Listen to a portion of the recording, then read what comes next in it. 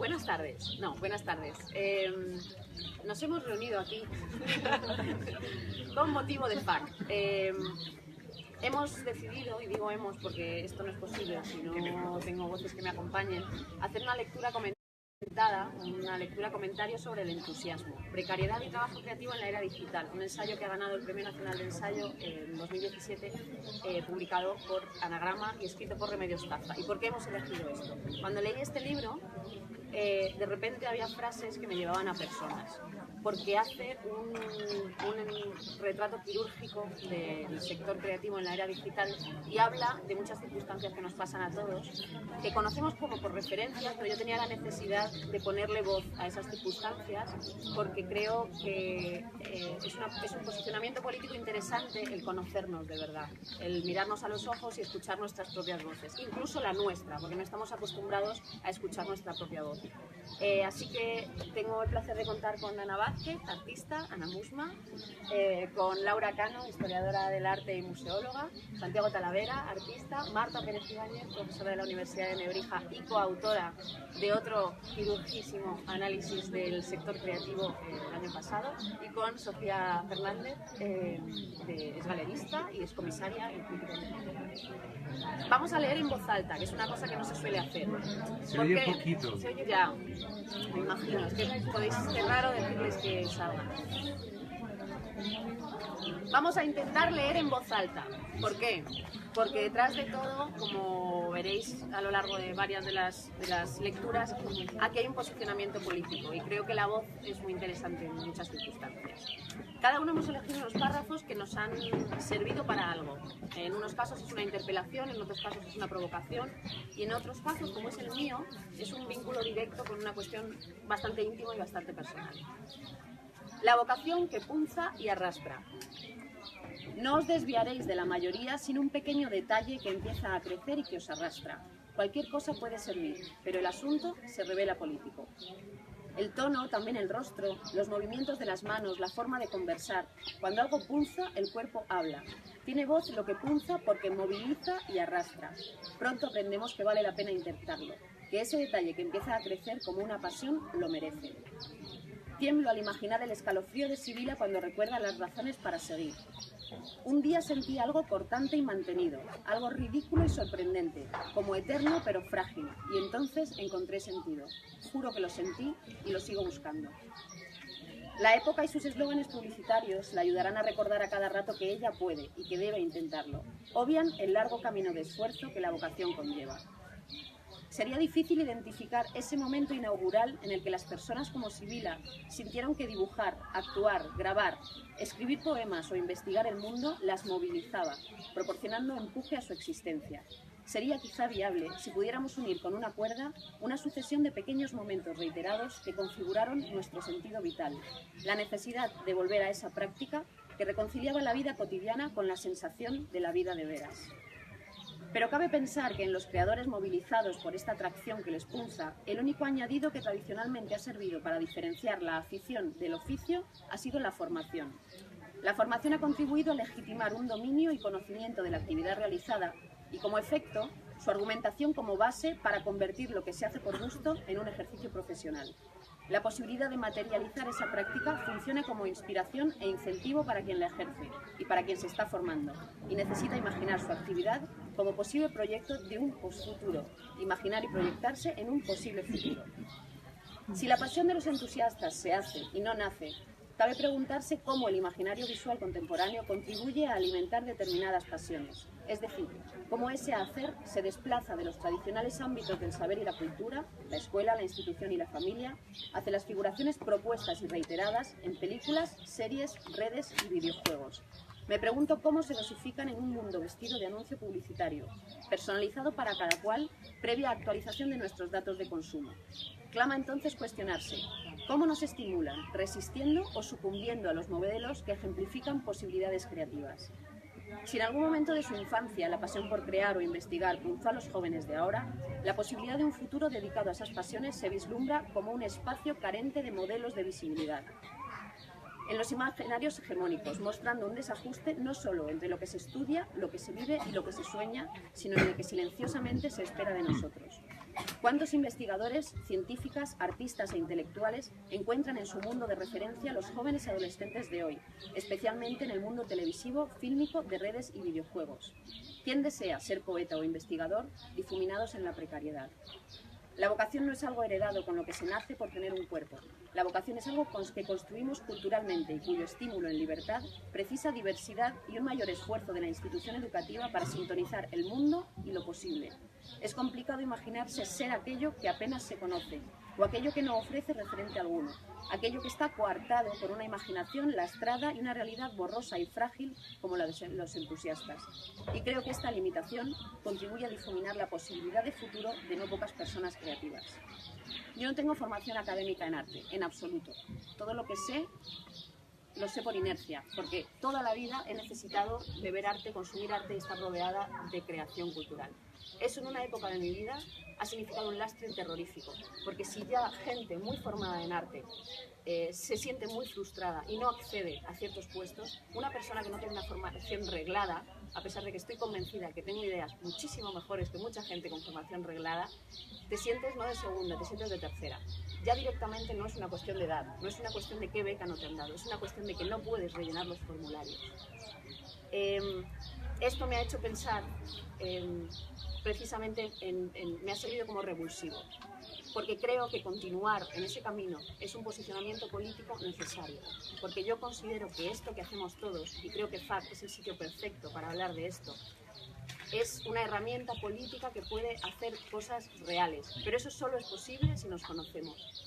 Y mi intención con ponernos voces es que no solo nos demos likes en Instagram y en Internet y nos alegremos, siempre entre comillas, de que a mi compañero le han dado una beca y a mí no, sino de que cuando de verdad haga falta algo necesitamos estar enlazados, conocernos y movilizarnos políticamente. Y por eso era un acercamiento muy íntimo y personal, porque yo estoy aquí por voluntad y por entusiasmo, pero porque creo que de verdad, conociéndonos y haciendo cosas, vamos a ser capaces de hacer cosas más grandes. Y este era mi acercamiento a este ensayo, y le voy a dar la palabra a mi amiga Ana Vázquez.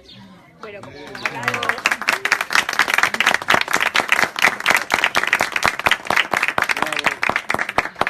poder mantener este nivel de pasión tan bestial, porque así todo. Voy a poner aquí, porque algo caerá por ahí. Bueno, ya que estabas hablando tú del tema de los likes y de las redes, pues yo voy a leer un fragmentito del libro que se llama Los datos y la posverdad en huida hacia adelante. Bueno, el libro un poco, no sé si lo habéis, por poner un poco en situación antes, no sé si lo habéis leído. Yo confieso que no lo he leído entero, no voy a negarlo, primero porque no me ha dado tiempo y como el propio libro, o sea, incluso no me he esforzado por acabarlo por ser coherente con el propio libro, ¿no? Entonces hasta donde he llegado, pues casi al final lo he hecho. Y luego otra cosa también que quiero destacar es que el libro no lo he podido comprar, el libro es de la biblioteca. Con esto quiero decir que ya es una declaración de principios, ¿no? Entonces claro, aquí lo tenéis. Qué bueno. Compré unas pastas de la Bañeza, aprovecho el papel. Entonces quiero felicitar también a la biblioteca Pedro Salinas, que tenía 2 ejemplares. Qué bien. Lo cual, pues, bueno, tampoco está mal. Pero ya esto, o sea, ya traer el libro así, es una declaración potente de cómo me posiciono. Entonces, bueno, voy a leer un fragmentito y habla de eso, de cómo el sistema funciona o utiliza el entusiasmo para poder continuar y cómo nosotros mismos seguimos trabajando y haciendo cosas, haciendo que el sistema se nutra de cultura gracias a nuestro propio entusiasmo, de la manera que el entusiasmo es un arma de doble filo, ¿no? sobre la que hay que reflexionar de manera muy profunda. Y decir que recomiendo totalmente la lectura de este libro, es muy dolorosa, muy punzante, y cuando lo lees ya no hay marcha atrás. Quiero decir que es un libro que acompaña, porque ves que muchas cosas no son por tu culpa, porque tienes un poco toda esa carga, sino que es un problema generacional, un problema de los tiempos, pero que ya una vez que tomas conciencia de lo que está pasando, también tú tienes cierta responsabilidad en tener una resistencia. Entonces, en el momento que has hecho eso, ya las disculpas de ese sistema o tal, hasta cierto punto, por lo menos es mi manera de verlo, ¿no? La lectura de este libro me está provocando esa reflexión y la quiero así a título general, ¿no? Entonces un poco habla de eso, de cómo se sostienen las cosas sin pagar, todo porque nos apasiona todo, no queremos que todo continúe, pero nadie ve un duro, nadie puede comprar el libro, nadie puede comprar buscando trabajos nutricios. ¿Qué os voy a contar? O sea, yo creo que todo el mundo más o menos o lo ha padecido o lo está padeciendo. Y bueno, pues voy a leer este fragmentito. Es sobre las redes. Y habla sobre la idea de la posverdad, la idea de que bueno, las cosas si mucho se repiten acaban siendo verdad, si las copias se repiten acaban siendo más que el propio que lo origina, y habla del autoengaño, que yo creo que es lo primero en lo que hay que tomar conciencia. Entonces dice, pareciera novedoso, perdón, pero no lo es. De hecho, la coincidencia entre las cosas que creemos y la verdad no es algo habitual como pudiéramos pensar. Nuestras historias y creencias evidencian que no hay vínculo necesario entre lo que creemos y la verdad.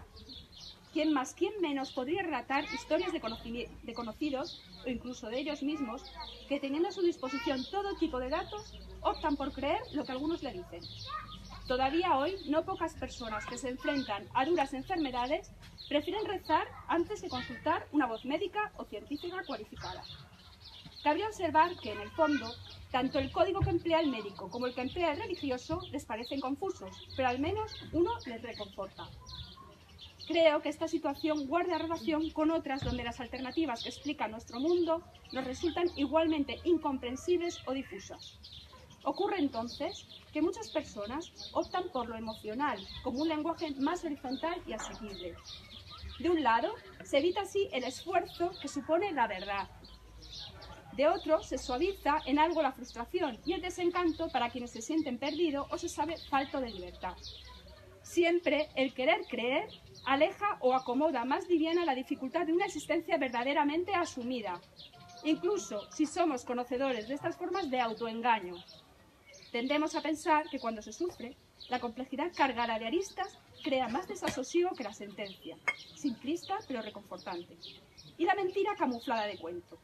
Entonces, ¿podría haber formas de autoengaño liberadoras y formas opresivas que se valgan de esta situación para apagar a los sujetos? Creo que aquí se vislumbra una cuestión clave, no solo para la conciencia y para la verdad, sino para la justicia social en los tiempos que corren. Bueno, continúa, tampoco quiero... bueno, está claro lo que más o menos plantea, ¿no? El hecho de... Lo que pasa es que yo pienso también que hablar de verdad es una cosa bastante amplia, ¿no? Entonces, ¿qué es la verdad? Pues tampoco hay una verdad absoluta, no estamos en tiempos de verdad, sino de verdades. Pero sí es verdad que existe... Bueno, sí es verdad. Es que es una muletilla que buscas. Pero es verdad que uno tiende como a... querer configurar una verdad a su medida y muchas veces falta ese punto de autocrítica, ¿no? Y de crítica también por parte del exterior que te haga ver un poco las cosas para ver si son más o menos adecuadas. A esto yo creo que se refiere también al hecho de que el libro habla mucho del tema de las redes y habla de cómo nos configuramos a través de las redes, ¿no? Que es nuestro medio, básicamente.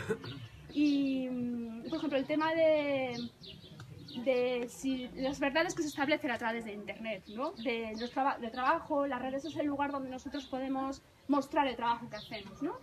Entonces lo mostramos, de hecho muchas veces se trabaja simplemente para enseñar una foto en las redes, que suelen ser fotos incompletas, hay una demanda además constante de que tienes que estar visibilizándote a todas horas, con lo cual muchas veces haces cosas ya directamente pensando en la red, ¿no?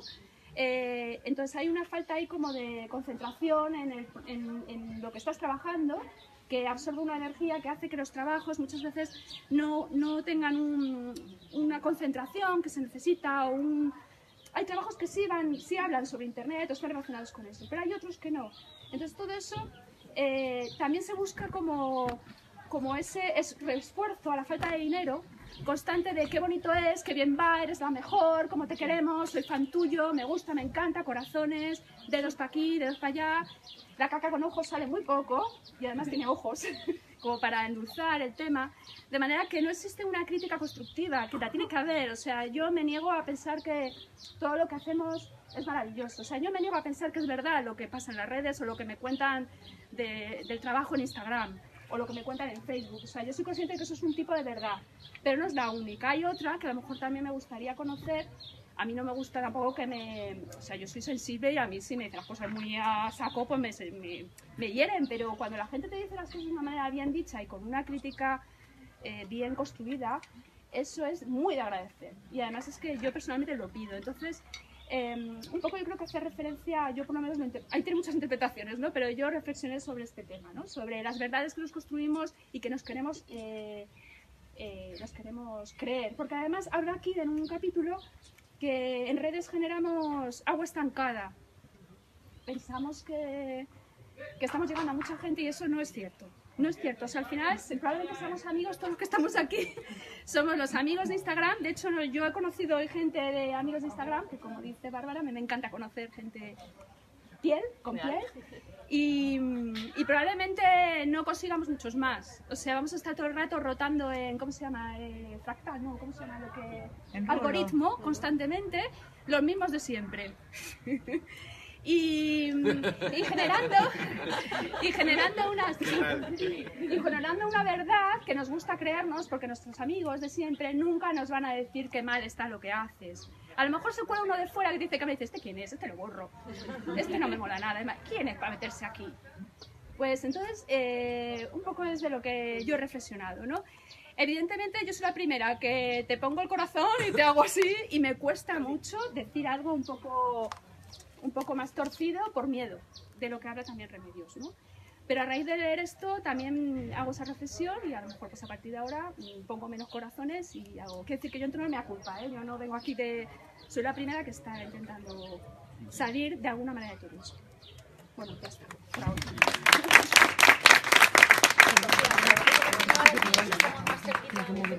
Vale, pues sí, pues el fragmento que yo he elegido se titula Obligados a competir y a mí me interesó especialmente porque yo lo relacioné pues con todo este sistema de becas, de convocatorias, de concursos en el que todos en mayor o menor medida estamos metidos. Entonces, bueno, lo voy a leer y luego lo vamos comentando. Aquellos que eran nuestros amigos, ¿recuerdan? Se sientan en algún lugar de la oficina, en otro despacho similar o al otro lado de la pantalla en una habitación extremadamente parecida. Tienen la misma estantería barata al lado o enfrente, el mismo ordenador personal y hacen cosas que nos igualan de manera sorprendente. Publican, crean, presentan y difunden en los mismos sitios y redes que nosotros, miran las mismas noticias, aspiran a trabajos tan parecidos que son los mismos. Solos y conectados, me parece que lo que caracteriza a los entusiastas no es solo el individualismo inducido por la competencia feroz y la conformación de nuestras vidas frente a las pantallas, sino la aceleración del péndulo que estimula a pasar más rápidamente de la presión ante la expectativa a la resignación que desmoviliza. Sibila ve a menudo a muchos de los que eran sus amigos, pero su sonrisa, la de ellos, la de ella, es ya fingida. Desde que se encuentran compitiendo por los mismos puestos y becas, las cosas han cambiado completamente. La motivación, el objetivo, el trabajo movilizan y dejan de ver al compañero como amigo. El competidor siempre se convierte en contrincante y Sibila en yo solitario. Algunas veces, en sueños o en nostálgicos espejismos proyectados sobre una plaza o un parque, Sibila recuerda a esos niños corriendo y planeando aventuras, y a esos jóvenes que reían con cervezas o pancartas en las manos. Entonces nadie les dijo que solo había trabajo para unos pocos. Las condiciones de ahora eran un misterio entonces, cuando eran unos críos. De haberlo sabido, es probable que se hubieran aliado para no crecer o para cortocircuitar las cosas. Intentarlo, al menos. De niños, nada hacía sospechar que Sibila se vería en la misma lista que sus amigos, deseando que ellos no lo logren, que lo logre ella. Ellos deseando que Sibila fracase. Tiemblan las teclas y tiemblan los dedos de Sibila al sentir la rivalidad mezquina de esa sentencia cotidiana que difícilmente reconocerán a la cara. Rotos los lazos, cínico el sistema, obligados a competir, las redes de apoyo, solidaridad y denuncia de los trabajadores se enferman y se desarman, caen de las manos. Rotos los lazos, vestidos de cortesía, fiesta o sexo rápido, una enésima forma de individualismo se hace fuerte. No solo los pactos de confianza con quienes mandan, sino también los lazos entre iguales se fracturan.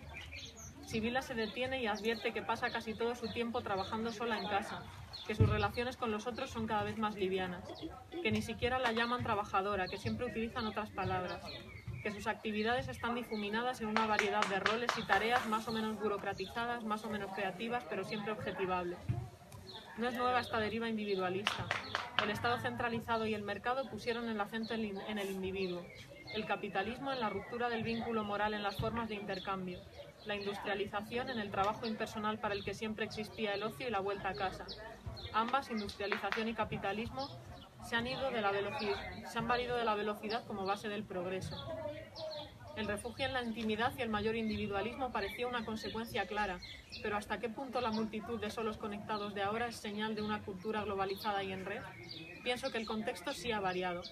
De un lado, en esta parte del mundo conectado, las personas tienen una mayor formación y una mayor expectativa, pero los trabajos de calidad son escasos o han sido sustituidos y desglosados en prácticas temporales y precarias insertas en sistemas de relación y vida que se han vuelto cuantificables, que pueden por tanto ordenarse y compararse, generando ansiedad productiva.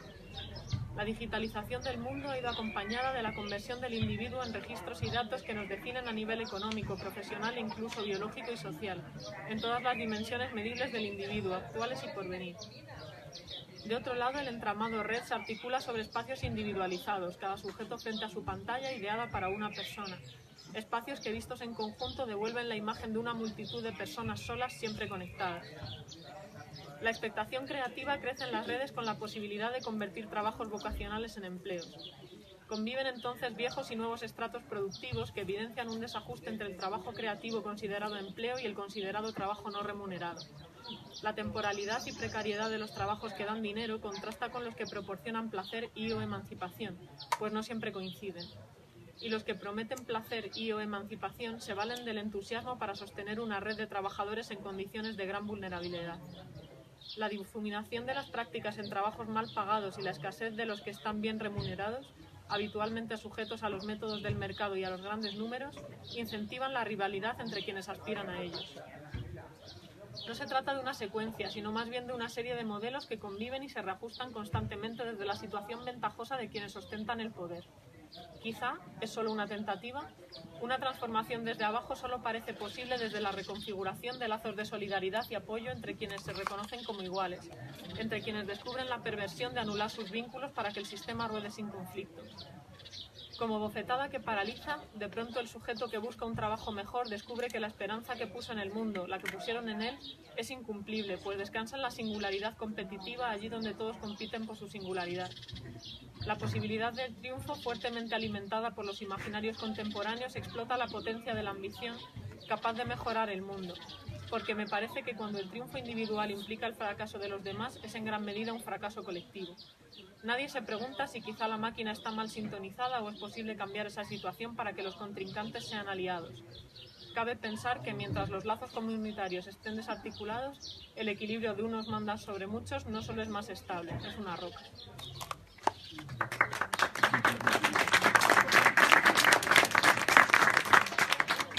Pues yo quería utilizar este capítulo del libro, como decía antes, para reflexionar sobre todas estas lógicas en las que andamos todos inmersos de convocatorias, de premios, de concursos, ¿no? Donde unos pueden ganar a costa de que los demás pierdan. Y bueno, esta perversión del sistema era algo que me venía rondando un poco la cabeza desde hacía tiempo, porque bueno, como mis compañeras han tirado de experiencias subjetivas, voy a contar yo también anécdotas personales, que es que cuando yo de alguna manera salí de ese sistema de los concursos y de las competiciones entre iguales, porque conseguí un trabajo que me permitía vivir, yo veía que la gente igual que yo me seguía diciendo, oye, ¿por qué no te presentas a cuál? ¿Y por qué no has echado para la beca de no sé qué? Tal. Y decía, bueno, es que quizá ya no lo necesito, ¿no? Y parecía una cosa como muy pagada de sí misma, pero realmente donde yo quería llegar es que ¿cuál es el papel que les estamos otorgando a todos esos concursos, ¿no? ¿Es un medio para llegar a la profesionalización? ¿Es un camino para llegar hasta ahí? ¿O es lo que tenemos interiorizado ya como la vida profesional en sí, ¿no? Parece que el estar constantemente compitiendo entre iguales se convierte directamente en nuestra propia actividad profesional. Y entonces este capítulo en el que Remedios Zafra habla de las consecuencias políticas que tiene esa cosa de estar siempre compitiendo entre iguales, me pareció que es muy importante tenerlo en cuenta para darle a este tipo de lógicas el sentido que tienen y ver en qué medida nos benefician o no, o debemos tomarlas de otra manera. También se viene viendo últimamente que no solo todos nosotros estamos constantemente solicitando estas ayudas, estos premios, tal, sino que incluso nosotros mismos las hacemos. O sea, ahora mismo abunda mucho pues, el artista que saca convocatoria para que todo el mundo mande el portfolio para exponer en su taller o para hacer algo, en lo que al fin y al cabo lo que estamos haciendo es como precarizarnos unos entusiastas a otros, ¿no? Como yo hago una convocatoria para precarizar a los demás, para que otros trabajen gratis en algo que hago yo en mi casa sin dinero de por medio, y luego será el otro el que lo haga y entonces lo solicitaré yo. Y se acaba volviendo, como decía Ana, un agua estancada, ¿no? Un circuito en el que realmente nada fluye porque estamos todos en lo mismo. Entonces me gustaba mucho esa reflexión final de cómo podemos encarrilar esto de otra manera, ¿no? En que si estamos todos en lo mismo y no hay una circulación de dinero de por medio, a lo mejor poder encarar todo esto como una manera de trabajo colectivo entre amigos o de creación colectiva, más que estar entre nosotros mismos favoreciendo y replicando como a menor escala, como si fuese una especie de trabajo de niños, esos sistemas que realmente nos están oprimiendo a todos a ese nivel. ¡Bravo!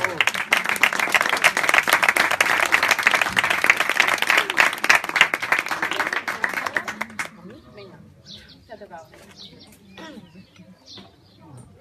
Bueno, yo en realidad iba a leer otro capítulo, pero al final lo he cambiado porque era muy largo y en cualquier caso me siento tan identificada con todo lo que escribe Remedios Zafra, me he leído casi todos sus libros y leerla a ella es, de hecho cuando leí el primero, Un cuarto propio conectado, leerla a ella es de repente que todo lo que estás viviendo coge sentido. Todo lo que estás viviendo, aunque sabías, intuías y sabías porque lo habías hablado con tus compañeros y lo veían tus amigos, no sabía hasta qué punto lo que está ocurriendo es de todo y nos está pasando a todos y es salvaje y es agotador y terrorífico. Pero al final lo he cambiado por otro que es más corto y es muy absolutamente personal. Pero bueno, me da igual porque como todo lo que hago es personal, pues y lo personal es político, pues ya está. Nada. Bueno, después hablo. Sibila cuida. Esta criatura prescindible se encuentra entonces bajo las directrices de una moralidad política que exige responsabilidad individual o que opera sobre la base de un modelo de privatización de la asistencia. Judith Butler. ¿Conocen esa sensación de que la vida puede consumirse en un instante? No me refiero a momentos de plenitud que condensan sentido o belleza, sino a momentos que parecen acelerar nuestra vida haciéndonos envejecer de pronto, amontonando lo que suplimos de tiempo con sucedáneo de vida, colocándonos en situaciones de caída, acercándonos a momentos determinantes o que vivimos como tal. Esta sensación a la que apunto viene a menudo medida por una llamada de teléfono, vestida de noticias que te buscan y te encuentran en tiempo real, resituando todo tu futuro ante un pozo que se hace de boca del mundo, diluyendo aquello que deseabas o buscabas con pasión. Lo siento, no fuiste admitido. Nos quedamos en paro. Alguien enfermó. Puedes dejarlo y buscar un trabajo de verdad. Tienes que volver. Cuando conceptos como responsabilidad individual y libertad tensan la cuerda de la pobreza, es cuando esta resulta determinante para claudicar. Cuando la política o el sentido comunitario de responsabilidad delegan en la economía y en la rentabilidad de los sujetos, es cuando se hace imprescindible o molesto, empujando a que otros paguen lo que ha sido desahuciado de la asistencia pública, poniéndose en la cola de un futuro y próximo desecho. Para entonces, que la vida se traduce en cálculos fríos sobre cuánto produce, cuánto cuesta una persona, si está enferma o es anciana, derivando la responsabilidad social a la individual, sacrificando a quienes cuidan, dibujando un claro y silencioso perfil de personas desechables. ¿Por qué cuanto más pobre es un contexto, más responsabilidades individuales y menos autonomía personal tienen quienes cuidan? ¿Por qué cuanto más abdica la política en su responsabilidad social, educación, sanidad, dependencia e igualdad, menos garantías de justicia social. Cuantas más estructuras sociales y de asistencia desaparecen basándose en razones económicas y derivando la privatización de servicios, más precariedad y angustia sobre el futuro, tanto los enfermos, niños, ancianos y dependientes como quienes se sienten empujados a abandonar sus trabajos actuales o por venir para suplir la dejadez social y la irresponsabilidad política, este fracaso moral es insosteniblemente cruel y es un fracaso social. Hay en esa llamada que reclama poner fin a la emancipación y a la autosuficiencia una fugacidad que reubica la vida queriendo condensar años en días y días en horas. Tantos estudiantes y trabajadores creativos como Sibila que la reciben, y muchos abandonan. No pocas veces en los últimos tiempos había notado Sibila esa sensación como si esperara el golpe. A veces respondía al teléfono encorvando la espalda y preparándose por si acaso. Llevaba solo 2 semanas en el extranjero cuando un familiar la llamó y la reclamó volver porque su madre, aquejada de enfermedades y pérdidas de esas que se vuelven irreversiblemente el alma, estaba en el hospital. Sibila desarmó su autoestima laboral, su entusiasmo fingido, su coraza de independencia y vio cómo los cientos de mujeres de su linaje, de mujeres humildes que criaban hijos y cuidaban casa y familia, aparecieron frente a ella apuntándola con sus dedos índices y reprochándole su distancia, su abandono, su egoísmo. Puede que todavía hoy en las mismas situaciones se defienda que los hombres luchen y las mujeres sean egoístas si priman luchar a cuidar. Esa presión silenciosa es aquí una gran guerra. La corte de mujeres, también había hombres de su familia que se le aparece a Sibila le recuerdan su temeridad al no buscar un trabajo de verdad y derivar en ese mundo de la creación, que es lo mismo que el mundo de las cosas ociosas que no sirven o que no están claras. A nadie extrañó que Sibila renunciara a su beca y comprara un billete de avión, otro de autobús, buscara plaza en un coche compartido para llegar al hospital. En el trayecto en el avión, Sibila conformó su identidad de pobre bajo la eufemística expresión de clase turista a oferta, que en este caso suponía viajar sin asiento, apoyada en una protuberancia que imitaba algo parecido a un sillín, y unos agarres similares a los de los vagones de metro que le evitaban golpearse con el pasajero de al lado. Con lo que pagó por el billete solo tenía derecho a viajar de pie, entrando y saliendo la última y dejando su maleta en la bodega. Los extras de chaleco salvavidas, mascarilla, vaso de agua, saludo, estaban reservados a los de la clase turista plus, no a ella, que venía confusa. No está claro si en parte era un sueño o una premonición. La conversión de los derechos de seguridad básicos para un viaje en extras con los que comerciar. No espera Sibila poder compartir sus viajes y pensamientos porque hace tiempo que su familia dice no entender su forma de vida. Ya les cuesta comprender que sus idas y venidas tengan que ver con algo productivo que le permita construir un futuro. Tampoco podrá compartir la experiencia de su estancia de investigación donde, salvo conversación con el señor Springer, no ha habido oportunidad de hablar con ningún ser humano, dado que todas las actividades que ha realizado Sibila en estas semanas, comprar en el supermercado, viajar en metro, ir a la universidad, visitar museos, leer y estudiar, han estado mediadas por máquinas y dispositivos que le dan la bienvenida a las instrucciones, las gracias y apenas ha tenido que pronunciar palabras. Los grados de gravedad son suavizados por teléfono, pero en su viaje Sibila vino conjeturando opciones más duras para acolchar posibles peores noticias. Es cuando la vida se tambalea, cuando Sibila se encuentra curtida en la esperanza, entera y eficaz como acompañante y cuidadora, menos vulnerable, como entrenada desde niña en lo que había visto y en lo que de ella se esperaba. Así durante días que han sido semanas intercaladas entre otras que han sido meses, Sibila se ha quedado en un sillón azul celeste de hospital acompañando y cuidando, pero los hospitales aplazan las decisiones, quizás porque tienen algo de no lugar, como un espacio de tránsito o de andén de estación de tren. En ellos no se habita de veras, solo se espera. Los hospitales además tienen el poder de recordarnos de pronto que solo somos carne, por mucho que los mundos que vivimos nos vengan dados cada vez por más imágenes limpias que dejan lo que sangra y supura detrás de la pantalla. Sus pasillos son como una plaza pública. A poco que los transites un poco y te sientes a observar el mundo que te revela en sus negociaciones, pero aquí lo hace desnudo, dejando ver las capas más frágiles y a veces abyecta, no solo de los cuerpos enfermos, sino de los sujetos que cuidan. Ese tesoro profesional de la sanidad pública sobre el que Sibila, temerosa, proyecta para ahuyentar un futuro de privatización, un terrorífico futuro excluyente que definitivamente termine por alejar a los pobres de esa otra vida. Pero ante todo, los hospitales tienen camas para curarse y sillones azules para esperar. En uno de ellos pasa la hora Sibila, un sillón en apariencia igual a los otros, pero con una rajita en la parte superior que da a la cabeza y una más grande, como una grieta, más acantilado en el asiento. El primer día Sibila maldijo su mala suerte porque le hubiera tocado el sillón más roto en el lugar del otro. Igual de celeste pero más liso y sin raja, ocupado ya por otra mujer en la habitación que compartían. En los interminables días de hospital pasaron por allí jóvenes que cuidaban a sus madres, mujeres maduras que cuidaban a ancianas, maridos que cuidaban a sus parejas, y una noche no pasó nadie y a Sibila y a su madre pudieron dormir solas en la habitación del hospital. Aprovechó entonces para cambiar el sillón y probar si el sueño mejoraba en el otro, pero nada más lejos. El sillón liso le ayudaba a estirar mejor el cuerpo e incluso a descansar, pero no le permitía ni dormir ni soñar como el roto.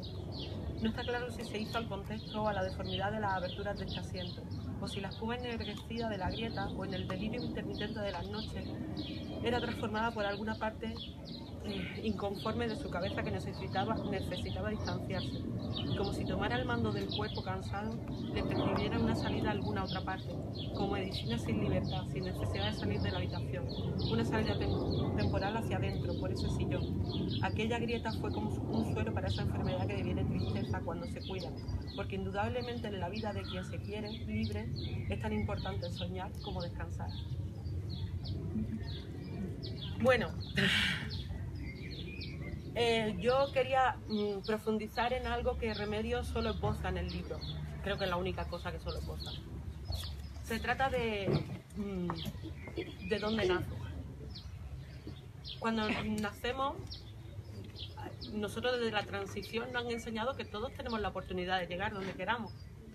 Nada más lejos de la verdad. Eso no es verdad. Y quizás los que seáis más jovencillos todavía estáis ilusionados o esto os siente como un jarro de agua fría, pero yo en este momento vital siento que todo esto es una mentira, que nos lo tenían que haber dicho por adelantado, que estudiando no se llega a ninguna parte, o no muy lejos, por lo menos dentro de la cultura, que las oportunidades la mayoría de las veces son para la gente que no nació como yo, hija de un hombre que tenía un bar en un pueblo de Granada, sino que las oportunidades se las dan los poderosos a quien son amigos y poderosos o le van a devolver el favor alguna vez.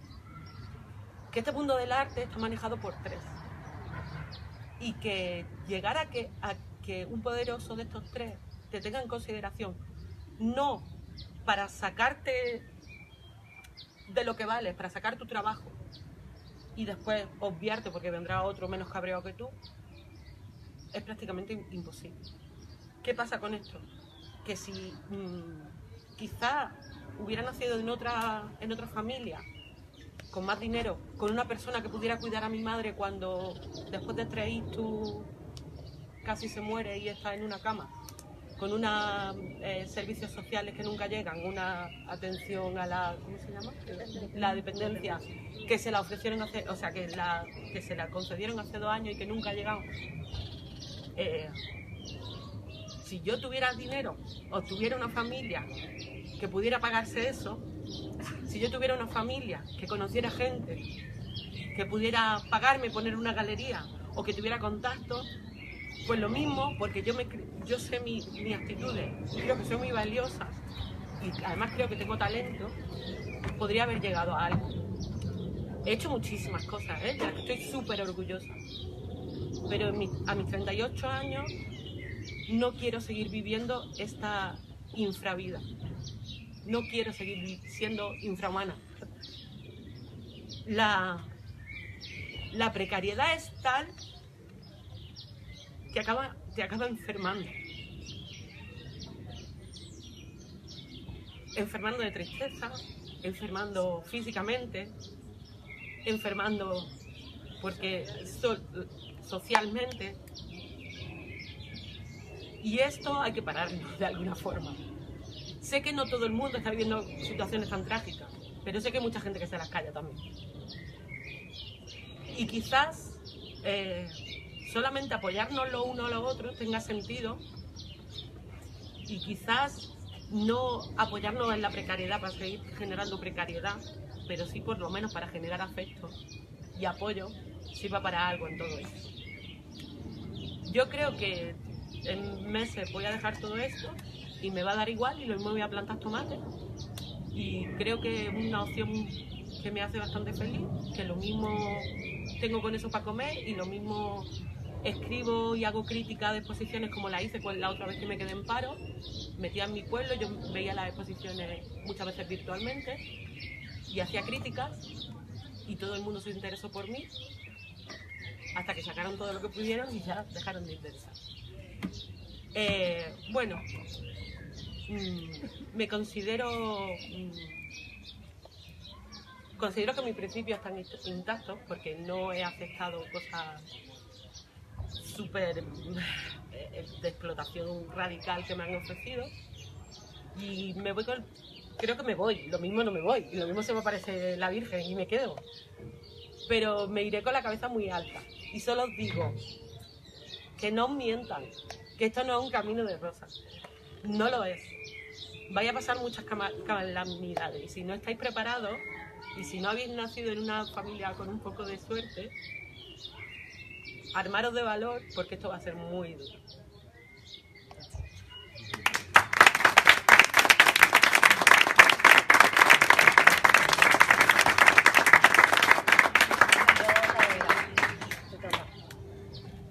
Bueno, la verdad que es tarea complicada continuar, porque ya traemos una cantidad de carga muy fuerte.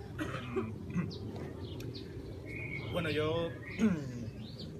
se han dicho muchas cosas en las cuales tampoco quiero repetirme. Sí es cierto que, bueno, yo leí el libro de Remedios un poco después de salir, y os comentaba hace un ratito que estos días, esta última semana, he estado repasando algunas de sus páginas, y es cierto que la primera vez que lo leí me encontraba más entero, y es un libro de esos, ya se ha hablado aquí de que es muy punzante, y que realmente la manera que tiene de entrelazar un tono de ensayo con una narrativa, vale, la manera que tiene de enlazar un tono narrativo con un tono de ensayo hace que el grado de hacerte sentir, sería como de... Sí, lo que se ha hablado aquí, muchas veces estamos en nuestros estudios, estamos delante de nuestros portátiles y no tenemos una sensación global, una sensación de decir, bueno, esto es algo que le está pasando a alguien como yo, pero que puede estar en el ámbito de la performance, que puede estar en el ámbito del ensayo, que puede estar en el ámbito de la gestión cultural, y aquí hay algo que está unificando todo ese sentimiento, ¿no? Entonces, realmente es una sensación muy poderosa la que lanza el libro. Creo que la primera parte del libro, si se hace dura, es porque te plantea una cantidad de realidad en estos aspectos que resulta por momentos muy difícil de digerir, pero es cierto que Remedios en algunos momentos del libro lanza también algunos... Ella no da soluciones, como buena parte de la filosofía no las suele dar, ¿no? Pero creo que es un libro en ese sentido casi de un cierto activismo, por el hecho de lo que está pidiendo que hagamos los creadores, ¿no? En ese sentido, yo he elegido un capítulo que habla de un movimiento hacia atrás, una especie de zoom hacia afuera, con la intención de tener un poco más de ángulo a la hora de ver en qué estamos implicados, en qué estamos participando, porque es muy importante saber que lo habéis dicho también, en el momento en el que se lee este libro ya no se puede echar marcha atrás, en el sentido de que tienes una visión global y se te plantea la cuestión de en qué grado estoy participando de toda esta gran farsa, de todo este gran sistema en el que al final pues hemos cortado mucho la ambigüedad de las comunicaciones. Parece que todo tiene que ser una cosa u otra, blanco y negro, verde, rojo. Se mutilan mucho los tiempos, de esto habla Remedios también en otro capítulo, el tiempo necesario para el pensamiento, el tiempo que se necesita para crear cuestiones que a veces llevan un año, que a veces que llevan medio año.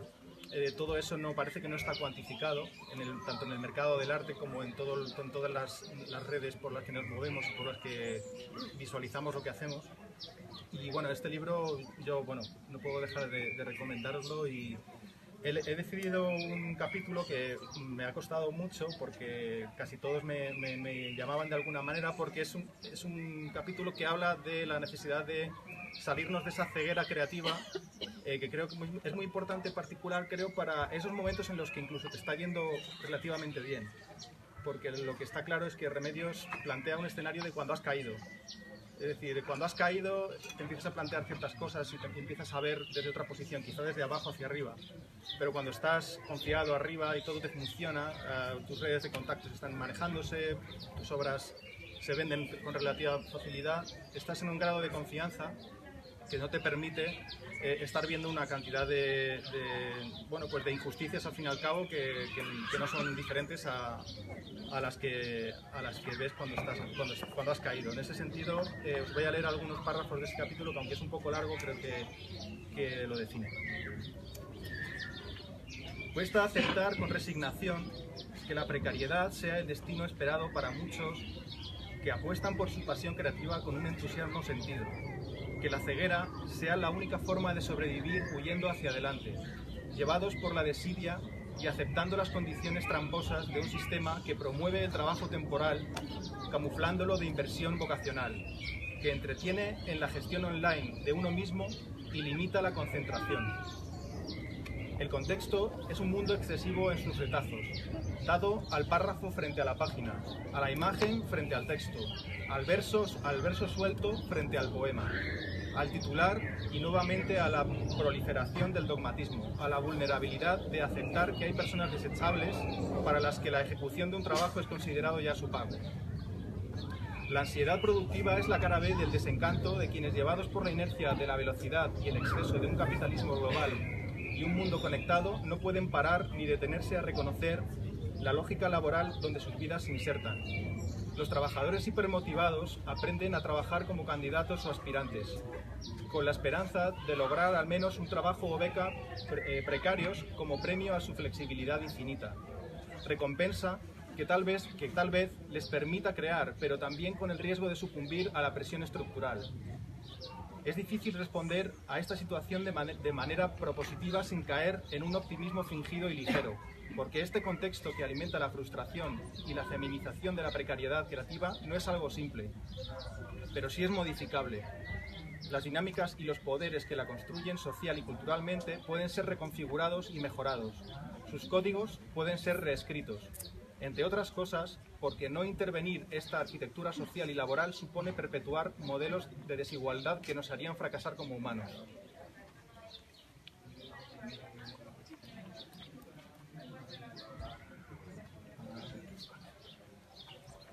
Y resulta llamativo que en un tiempo definido por la extrema disponibilidad de información y datos, cargado de pruebas, hechos e investigación, nuestra vida esté más que nunca sometida a la apariencia, al ser vistos, expuestos a la caducidad, a la precariedad de lo desechable.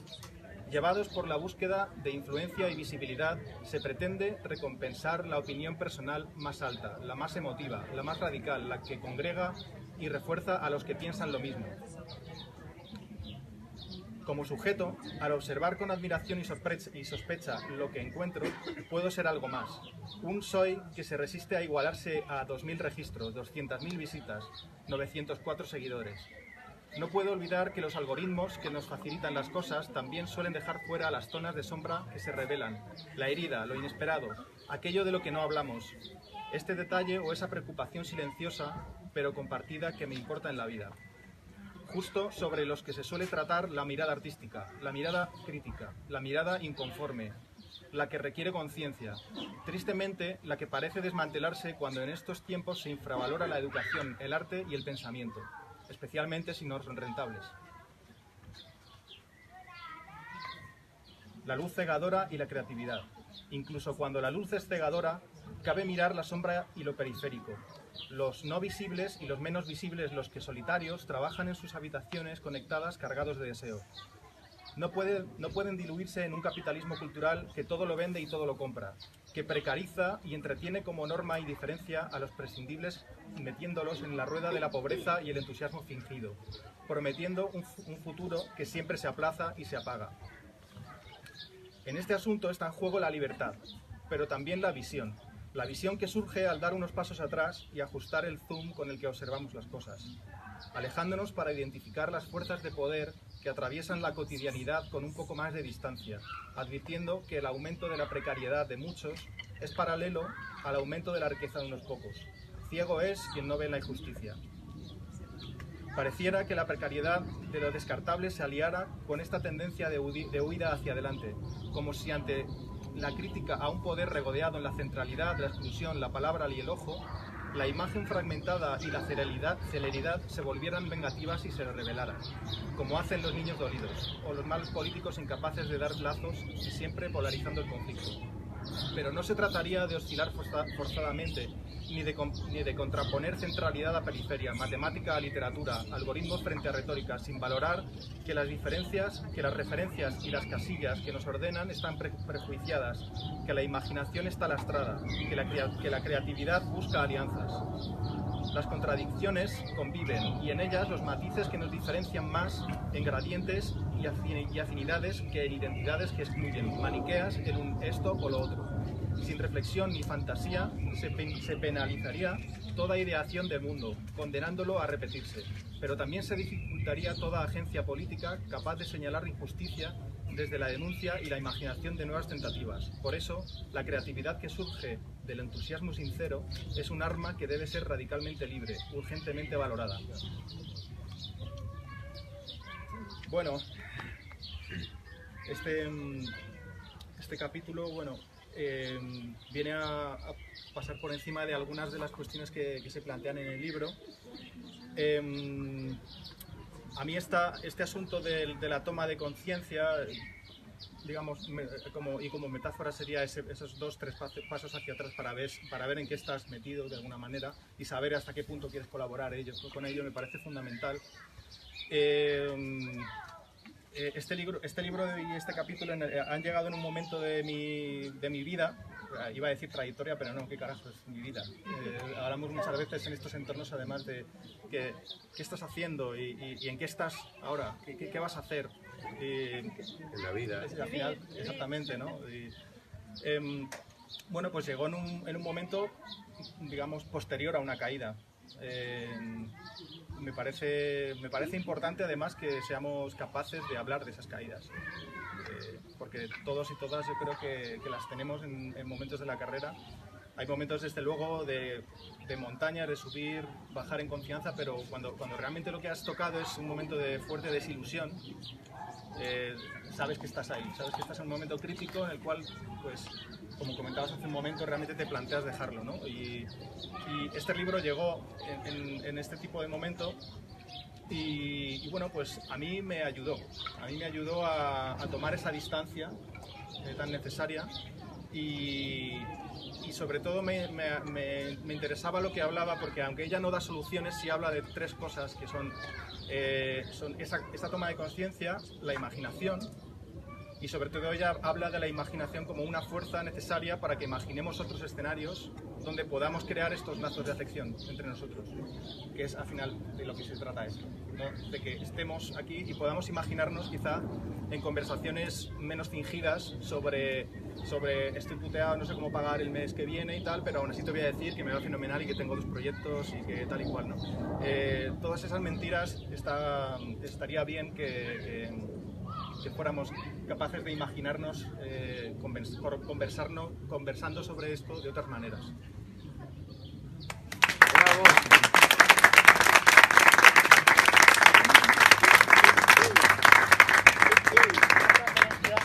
Te corresponde cerrar esta primera aproximación. Nos estamos poniendo muy serios.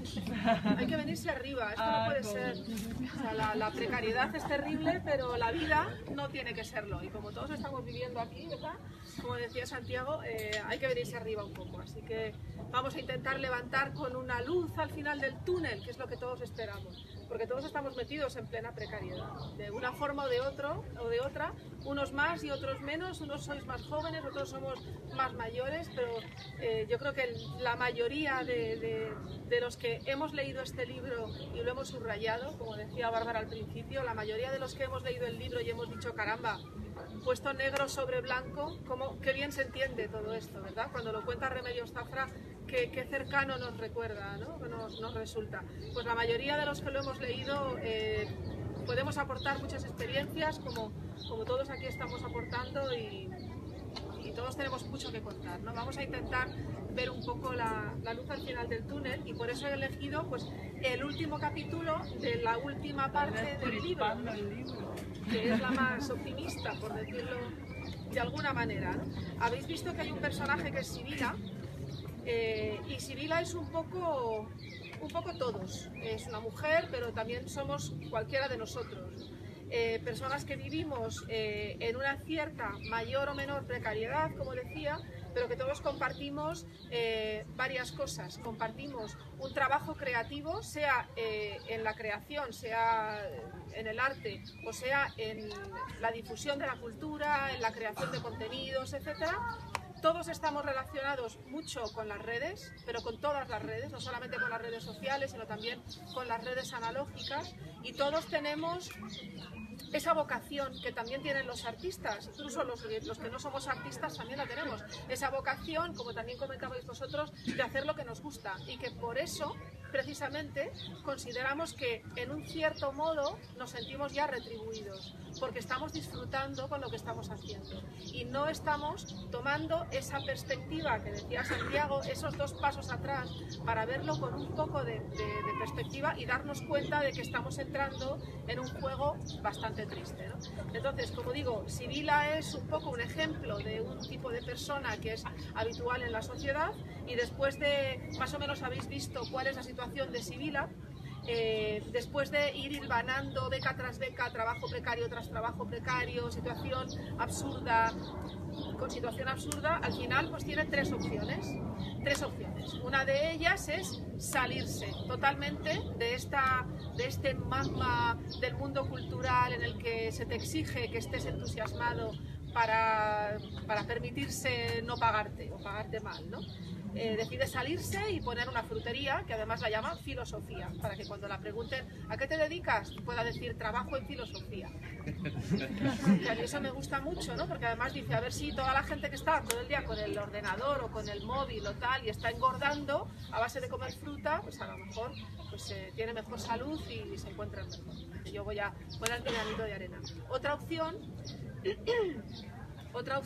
es, ¿cuál era la otra opción? Ah, sí. Mimetizarse con el resto de la gente, ¿no? Que es un capítulo que se llama La mutación, ¿no?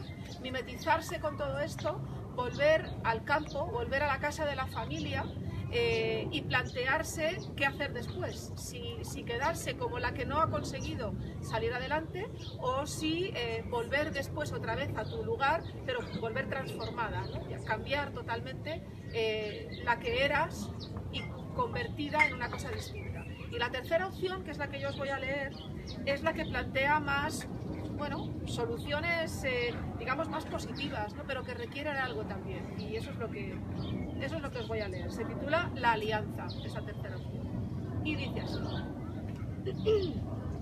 Sibila puso demasiado rojo en sus labios, demasiado perfume en su ropa, demasiada cafeína en su bebida, demasiadas palabras de frustración acumulada dirigidas a sus jefes, y estalló públicamente. Creyó que esta vuelta de tuerca la ayudaría a agotar su entusiasmo por puro exceso, produciendo un cortocircuito que la hiciera parar e interrumpir el sistema.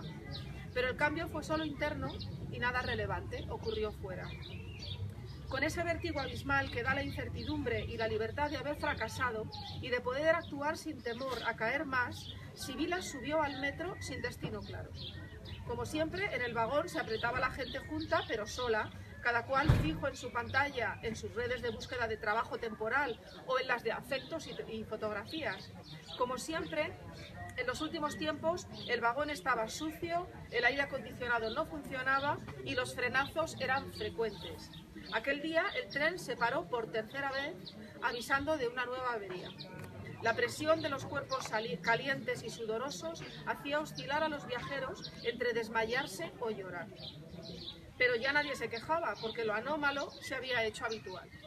Sin embargo, junto a Sibila, una mujer con aspecto de luciérnaga que intentaba leer, se levantó de su asiento y se encendió como ella se había encendido por la mañana frente a sus jefes, y enrojeció mientras subía su tono de voz. Interpelaba a la gente a escuchar y a rebelarse. Decía la mujer luciérnaga que ya estaba bien de aguantar, que no podía ser, que algo teníamos que hacer. Algunos entendieron que se refería a la privatización del metro, como a la de tantas otras cosas públicas que debían facilitarles la vida.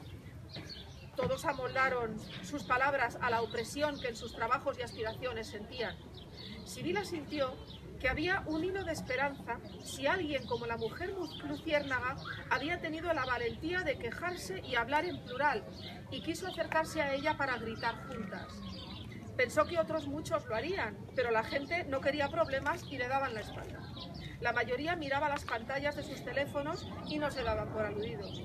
Hacía tanto tiempo que la colectividad se movía a golpe de ratón por cada nueva causa movilizada, hacía tanto que todos habían subido en la máquina de los trabajos temporales que prometen y neutralizan, hacía tanto que los que iban en el tren habían dejado de hablarse entre ellos, que sin cruzarse palabra y como domesticados por la voz que salía de sus auriculares, cambiaron de vagón. La mujer luciérnaga fue calmada por dos agentes de seguridad, no por su persuasión, sino por su indumentaria.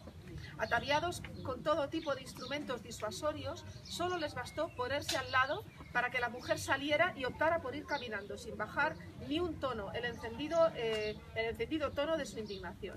Sibila bajó con ella y otras personas luciérnaga aparecieron también en los andenes. De manera extraña, individual pero solitaria, aislada al principio pero entrelazada con los hilos del conocerse como iguales, conforme caminaban, sintieron su desubicación como excitante fuerza atractora de ese naufragio de realidad al que llamamos ser. La luz de sus cabezas seguía brillando como si les proporcionara energía haber descubierto que cuando todo está perdido no es solo cuando se sucumbe, sino cuando puede radicalizarse la vida.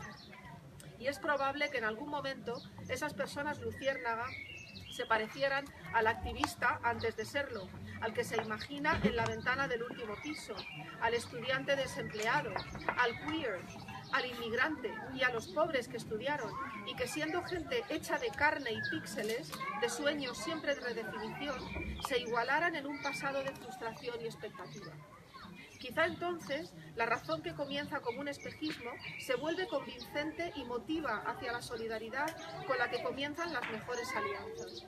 Algo parecido a una responsabilidad social capaz de alimentar el vínculo ético entre quienes no necesariamente piensan lo mismo, pero en algún momento creyeron, y aún les punza, que la sensibilidad y el conocimiento liberan, que pueden hacerlo, que pueden ayudarles a imaginar otros futuros donde el suelo esté hecho de justicia social.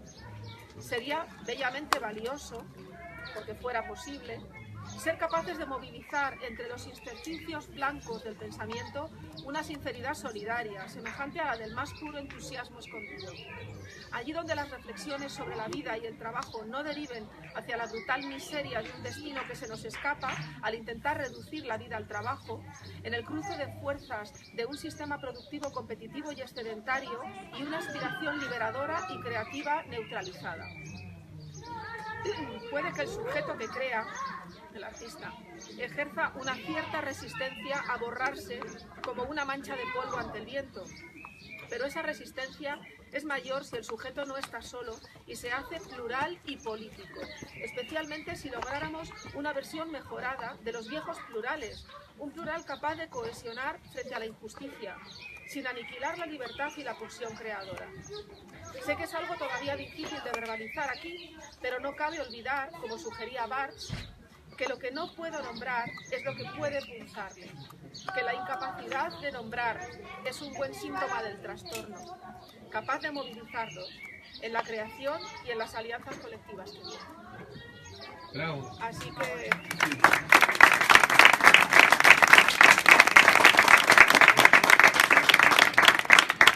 es un poquito de luz, ¿no?, al final del túnel, pero nos exige militancia y nos exige trabajo en equipo, que son dos cosas que en el mundo del arte, en el mundo de la creación son difíciles, porque los artistas tienen precisamente, tenéis, los artistas que estáis aquí y los que están por ahí también, tenéis una pulsión muy particular. Por lo general los artistas estáis acostumbrados a trabajar solos y a trabajar a partir de la propia creación. Pero yo creo que sumando fuerzas, la fuerza creativa de los artistas y la fuerza de todos los gestores que estamos ahí, en el mismo magma, en la misma precariedad, yo creo que entre todos tenemos que conseguirlo, tenemos que conseguir cambiar las cosas.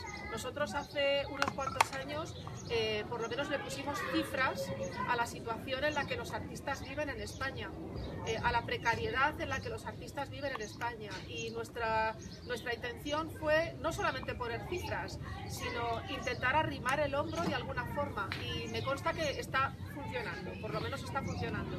El Estatuto del Artista está ahí, está en el Congreso de los Diputados, y con un poco de suerte, antes de que se acabe esta incierta legislatura, por lo menos habrá ya una redacción, y ahí hemos contribuido nosotros con esas cifras, con ese negro sobre blanco, y creo que libros como el de Remedios nos tienen que hacer reflexionar también sobre qué podemos hacer cada uno de nosotros para intentar evitar, por una parte, que nos sigan tomando por tontos, porque yo creo que en cierto modo todo esto viene porque nos estamos dejando hacer tomar por tontos, porque nos estamos dejando hacer trabajar gratis por entusiasmo, nos estamos dejando convencer, como decía Laura, de que somos estupendos y de que lo vamos a conseguir todo con un poco de esfuerzo, cuando sabemos que no solamente no es cierto, sino que además es cáustico y es perjudicial para nosotros. Y bueno, hay que empezar a cambiar las cosas.